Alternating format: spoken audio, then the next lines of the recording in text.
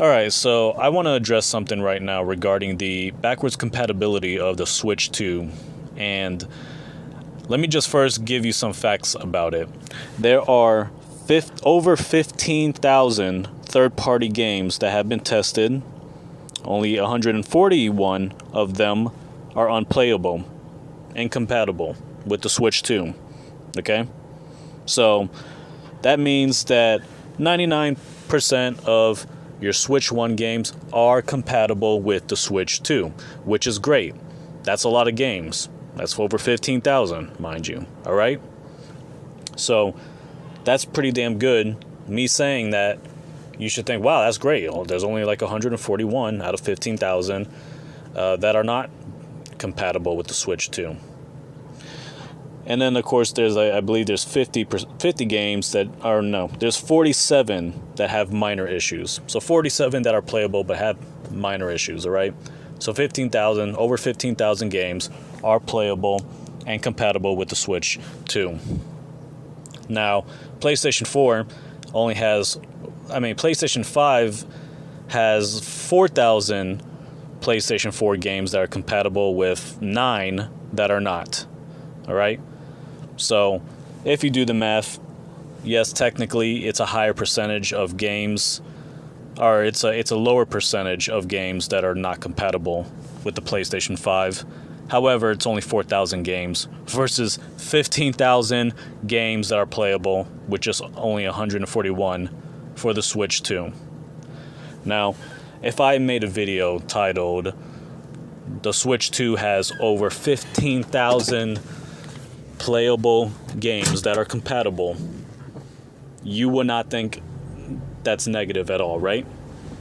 Especially if I'm intentionally leaving out the fact that there's 141 that are unplayable. But even if I do put that in, even if I say 15,000 games, over 15,000 games are playable on the Switch 2, are compatible with only 141 that are unplayable and 50 with minor issues, I would argue that the vast majority of people would look at that and say, wow, that's pretty damn good. That's actually great, But of course, Digital Foundry, these three pieces of fucking shit, these guys, I never really follow them that much.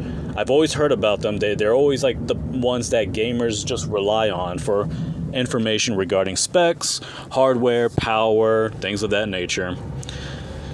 They're the ones that seem to be the most trusted, which you shouldn't trust anybody because, humans are not infallible. And I'm sure these three pigs are dishonest, and they seem to have a bias when it comes to Nintendo and PlayStation. They seem to prefer PlayStation over Nintendo. Because here's the thing. They uploaded a video yesterday. It was probably the day before yesterday. Yesterday was when I saw the video, when I noticed it. I didn't watch it. I just saw the title of it, all right?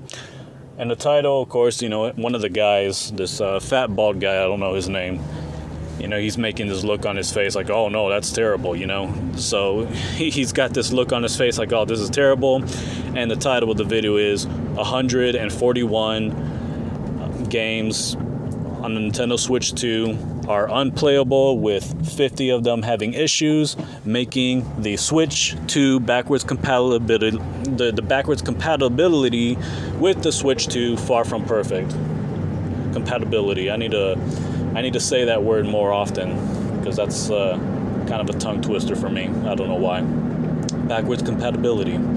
So they said that the Switch 2's backwards compatibility is far from perfect because there's 141 games that are unplayable. They completely leave out the part that there's over 15,000 games that are playable.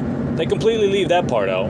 They leave that out, and they just fixate on this very, very, very small percentage of games that are unplayable, which makes up 0.94% of Switch games that are unplayable on the Switch 2. So, seems like they're pretty biased because I did some research to see if they had anything negative to say about PlayStation 4's backwards compatibility, the PS5's backwards compatibility, and what I found was that they said that it was fantastic. PS5's backwards compatibility is fantastic, right? It's fantastic, and it's only, let's see, 4,000 games. Okay, so that's only 4,000 games, much smaller than 15,000. And out of those 4,000, there's 9 games that are unplayable. But yeah, that's fantastic, man. That is fantastic. But Switch 2, oh man, it could only play over 15,000 games, and there's 141 games that are unplayable. That is far from perfect. You see how they just, they just put a negative twist on things,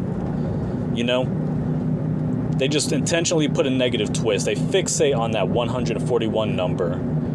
You change the title to just over 15,000 games are compatible with the Switch 2, and that sounds infinitely better. But no, they gotta be stupid assholes. They gotta add to all of the negative publicity that the Switch 2 is getting. And you know what?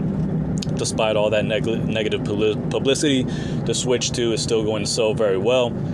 All that negative publicity is leading people to watching more videos about the Switch 2, seeing all of the power, seeing all of these great things about it, seeing the games and whatnot. So people think that the Switch 2 plans are in turmoil.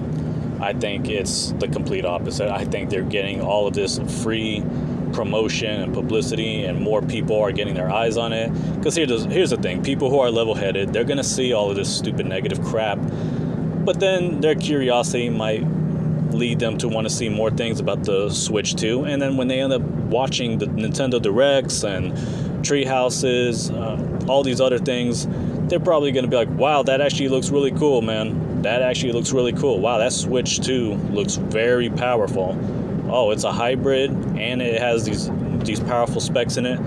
Yeah, I think I might get this. All these other negative things don't seem to be that big of a deal. They seem very minor.